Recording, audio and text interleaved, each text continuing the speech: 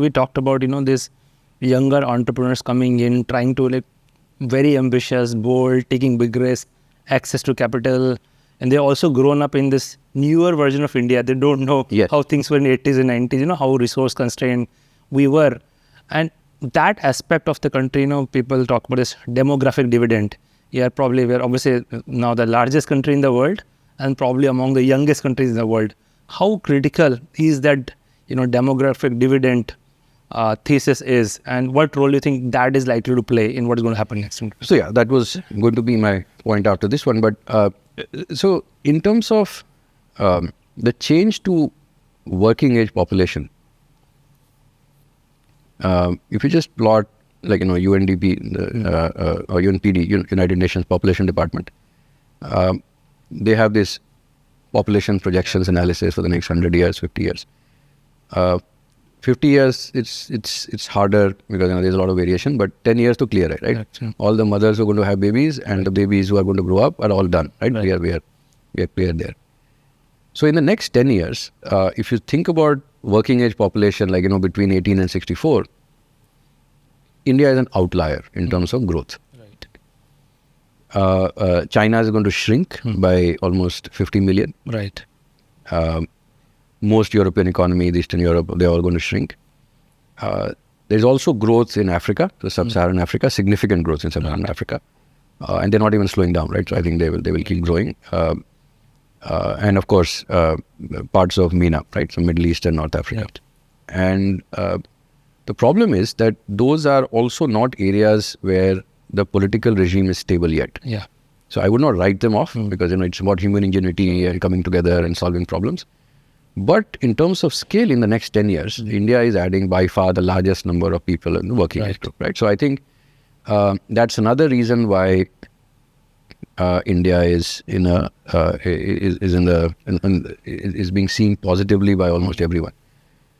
What is also, I think, very important to keep in mind is that we are at a cusp of, or we have already crossed a very important threshold, which is that our TFR, which is the total fertility rate, has come below 2.1. So as you know, 2.1 is the sustenance rate, right? Because 2 parents, 2 kids, and there is a 5% of... I didn't realize we have fallen below 2.1 already. Yes, we are at 2 now.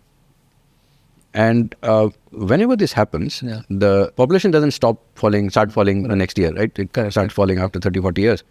But what this does is, in the next 30 years, at least 20, 25 years, there's going to be a surge in savings and productivity starts going up. Because what happens is, and you have to think about it to really appreciate it, is that it takes a lot of money and effort to bring up kids, right?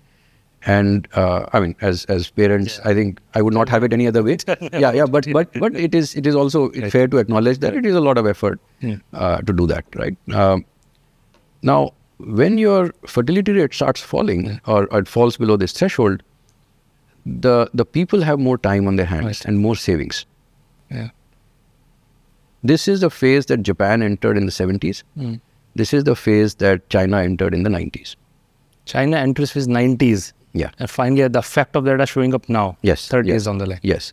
So that's exactly the point I was raising. So what this means is that we have 20, 25 years of a surge in domestic savings. Yeah.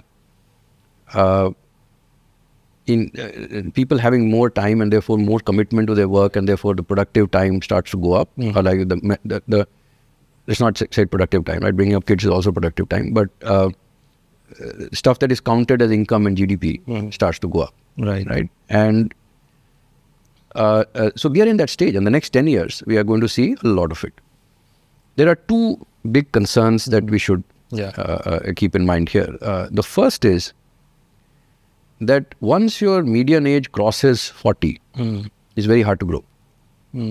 Right? I'm not talking about individual ages, and people grow young and old. Hard for GDP to grow, or? Yes. Okay. Or accelerate or grow very rapidly after that, because the 40-year, because then after that, you do not need better houses, bigger houses. So there's a certain threshold. And you have a lot of older population that needs to be supported, so surplus income needs to be generated, where they are not necessarily going to participate in productivity. Exactly. So we have a 30-year window where we have to grow rich. Right. So there are countries like Thailand and China where it is now becoming reasonably clear that they are going to grow old before they become rich. Right. If we don't grow at 8-9% CAGR, annualized rate for the next 30 years, in 2053, we will still be an upper middle income economy. We will not be a rich economy. 8-9% is within reach? Is Part of it is also with, when you're talking dollar and all that, so it's it's a bit, but 30 years is very hard ask. Yeah, I think 8-9% can happen over the next decade or so, but I think sustaining it on a CAGR basis. So, because as you grow bigger and you start what they call in economics the productivity frontier, right? You're doing things as efficiently as anyone else. Right. So then it's very hard to grow beyond that. So the frontier is expanding at 1 or 2%, which is what US, Europe are at, right? Yeah. So as you start getting closer to that, your growth rates will fall, Right. which means that in the first decade, Right. you need to grow really fast. So that's the first big challenge. Right. The second is, of course, the risk and the threat of social instability. That if you have only a few people getting these jobs, then the social structure, the social contract that every individual has starts to break, and everyone does not then, or some people who are frustrated enough will start breaking those contracts. Right. That means law and order goes down, then business becomes harder to do, and a lot of other challenges start coming up. My own fear is, and apprehension is, that we will not be able to create enough jobs